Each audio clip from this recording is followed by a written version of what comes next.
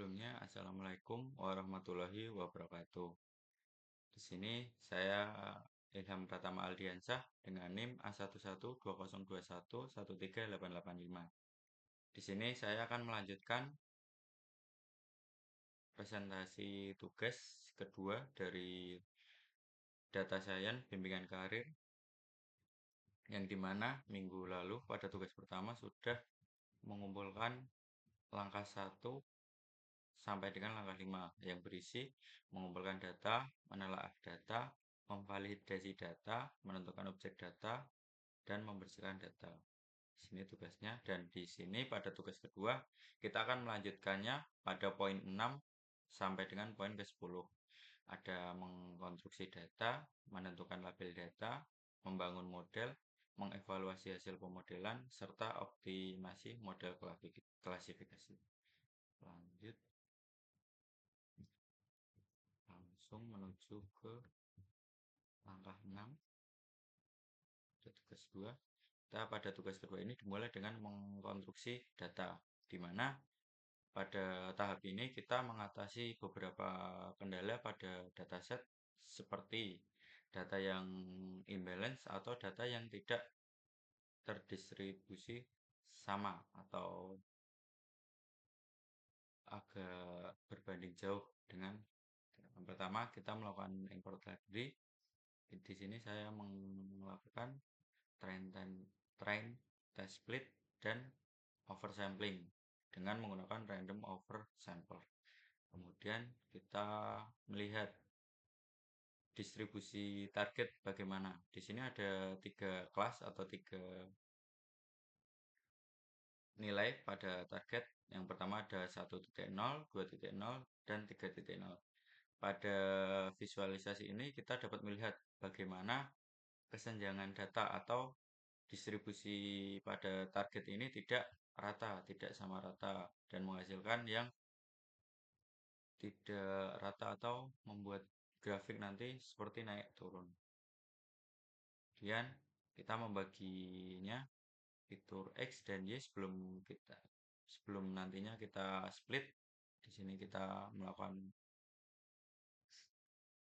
itu X. Pada fitur ini kita melakukan drop target atau vital health sebagai target, dan Y atau targetnya atau vital health. Kemudian kita print objek fitur dan objek target seperti ini untuk visualisasinya. Ada baseline, acceleration, vital movement, buterin, terus ada lag degradation, silver, dan seterusnya sampai dengan target kelas atau vital health tadi. Di sini ada tiga jenis. Tadi ada 1.0, 2.0, dan 3.0. Kemudian kita lihat lagi distribusi targetnya seperti apa. Nah, kemudian kita membagi menjadi X, menjadi data training serta data testing dengan perbandingan 70 banding 30. Di sini tertera 0,3, yang artinya perbandingannya 70 banding 30. 70 data train, 30 data test. Dan di sini kita akan mengeksekusi oversamplingnya menggunakan random oversample. Di sini saya membuat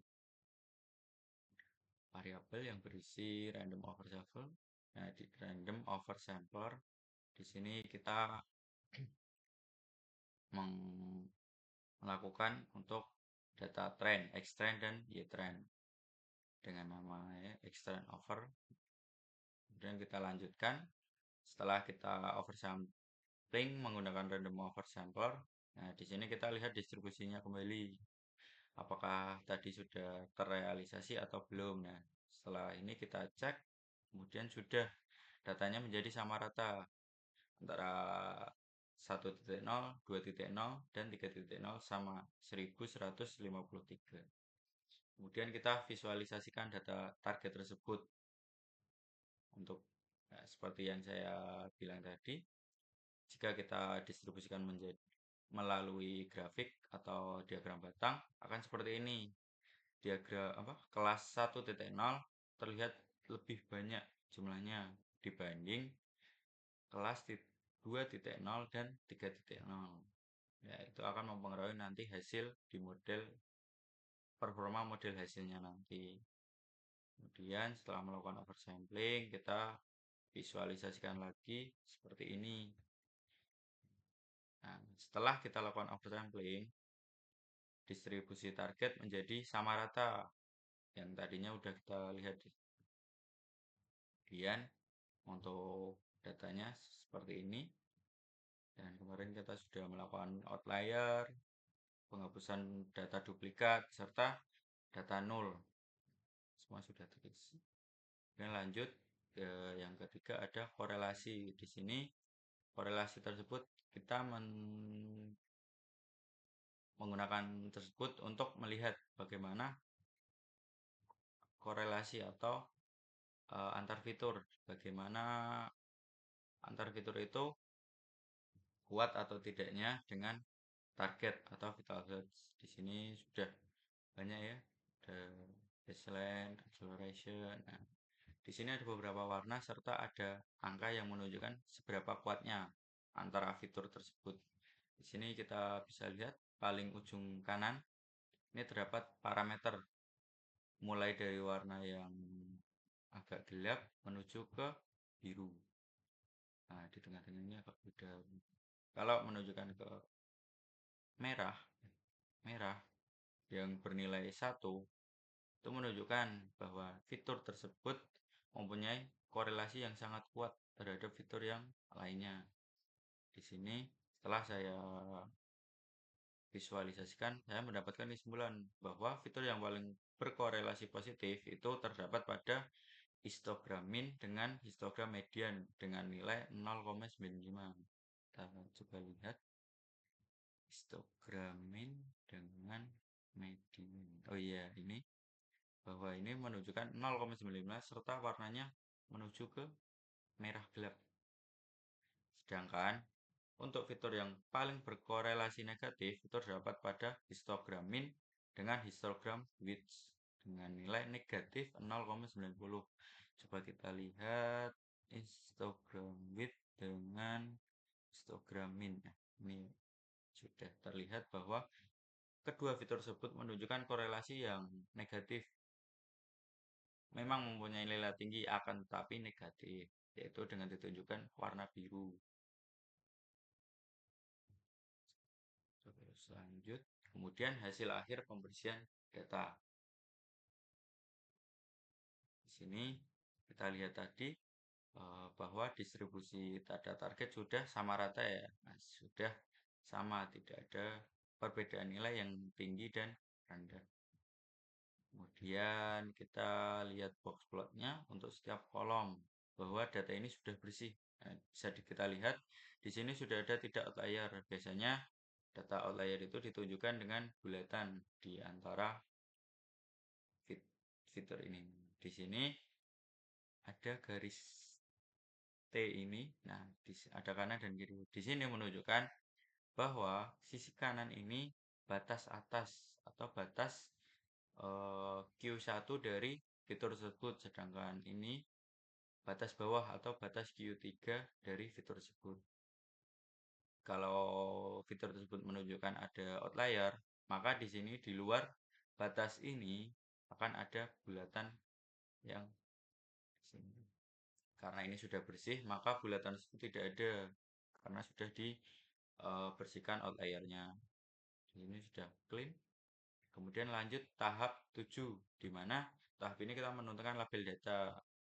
Pada tahap ini saya melakukan import library yaitu trend test split serta standarisasi menggunakan standar scalar. Dan kemudian saya melakukan splitting data, di mana kita memisahkan kolom fitur serta kolom target terlebih dahulu. Kolom X itu dari kenapa di sini oversample karena kita tadi menggunakan yang sudah di oversampling. Di sini pada fitur X kita melakukan drop pada kolom vital health atau sebagai kolom target. Nah, kemudian Y kita ambil vital health-nya sebagai target. Kemudian kita melakukan splitting data trend dan testing. Di sini menggunakan dari Escalon model selection yaitu train split yang digunakan membagi data training serta data testing. Di sini saya membagi menjadi 0,3 dalam artian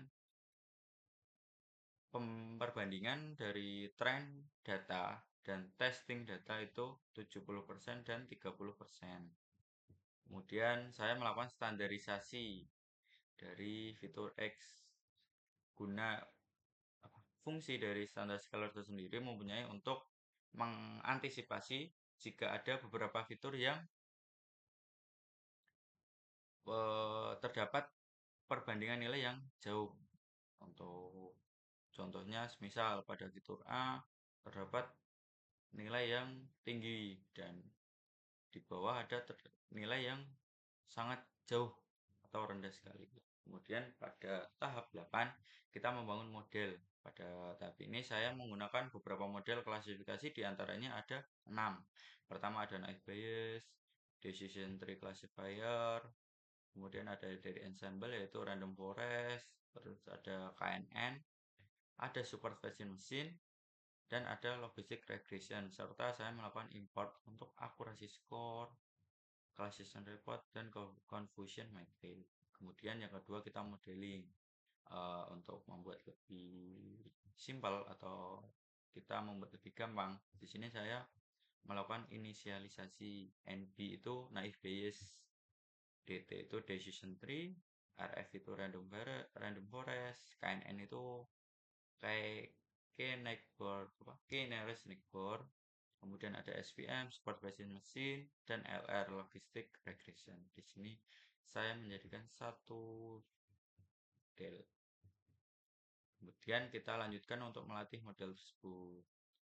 Di sini ada naive Bayes, sudah, terus decision tree, dan random forest, KNN, SPM, dan logistic regression. Di sini ada warning dikarenakan yang LR ini merupakan regresi, akan tetapi pada dataset ini kita bisa melakukan konversi atau istilahnya konversi. Kemudian lanjut pada tahap 9 kita melakukan evaluasi model. Di sini menggunakan beberapa library, ada classification report, akurasi, recall score, event score, precision score, ROC aux score, confusion metric, dan precision score. Sebelum itu saya membuat sebuah fungsi untuk menghitung dari beberapa library yang sudah disebutkan tadi atau fungsi tadi kayak akurasi, recall, F1 atau precision. Dan pada yang pertama saya tadi sudah melakukan modeling pada naive Bayes. Nah, kemudian saya panggil di sini saya Y prediksi naive Bayes sama dengan naive Bayes predict X test. Kemudian karena menggunakan data testing. Dan sudah di sini menggunakan di sini terdapat round atau pembulatan. Kemudian kita jalankan dan mendapatkan model akurasi 0,74 pada model naive Bayes. Kemudian saya melakukan evaluasi.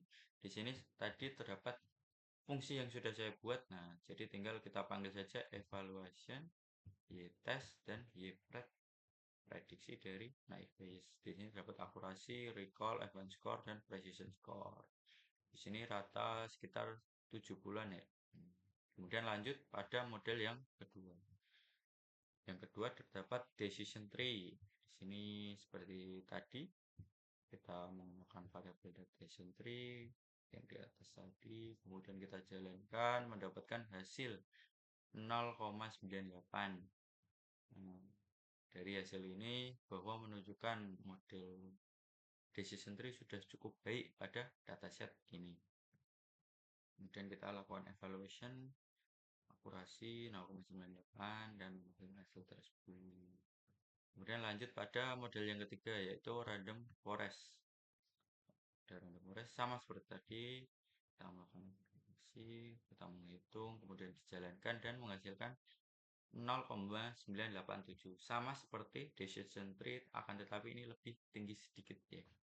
Jadi 0,98. 4, sedangkan ini 0,987.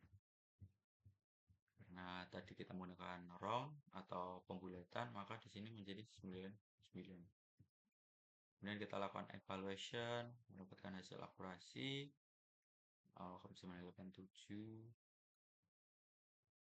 Kemudian ada KNN, di mana pada ini model KNN sudah sama seperti tadi kita jalankan menghasilkan akurasi 0,938 ya. Di bawahnya random forest serta decision tree, karena ini hanya mendapatkan 0,938. Ini juga sudah cukup baik. Kemudian kita lanjutkan evaluation, mendapatkan hasil recall, advance score, precision score 9. Kemudian lanjut lagi pada model yang kelima, support vector machine. Di sini sama seperti tadi, kita lakukan inisiasi SPM, mendapatkan hasil 0,828. Jika kita bulatkan menjadi 0,83.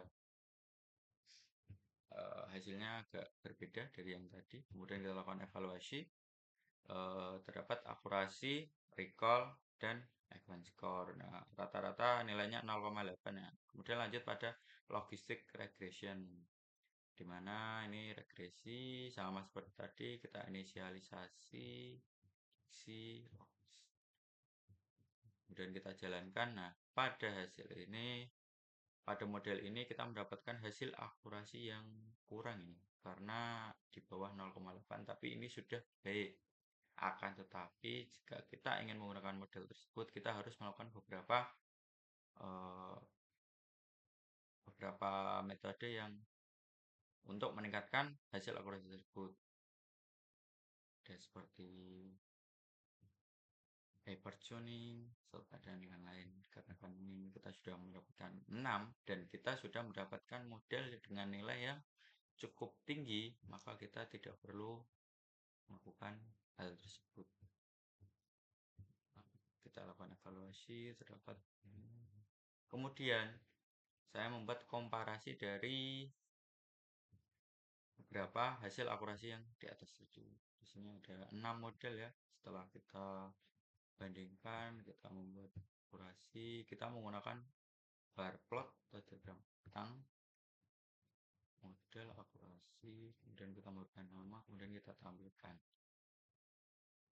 Pada di sini kita terlihat ya ada beberapa model dengan hasil di sini menunjukkan bahwa naive Bayes mempunyai hasil akurasi yang paling rendah dengan hasil akurasi 74%. Nah, di sini yang tertinggi ada decision tree serta random forest. KNN juga termasuk lebih tinggi karena di atas 0,9. Nah, SVM di bawah 0,85, logistik di bawah 0,8. Di sini dapat. Dan lanjut pada optimasi model. Pada langkah ini dikarenakan kita melihat diagram batang dulu ya.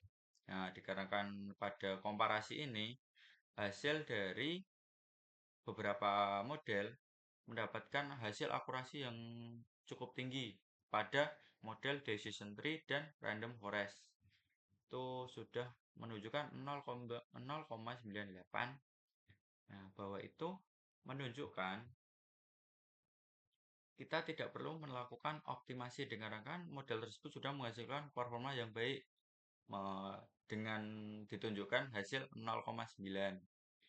Nah, sedangkan 3 model lainnya itu mendapatkan hasil yang rendah karena di bawah 0,85 dibandingkan 3 model yang tadi sekitar 0,9.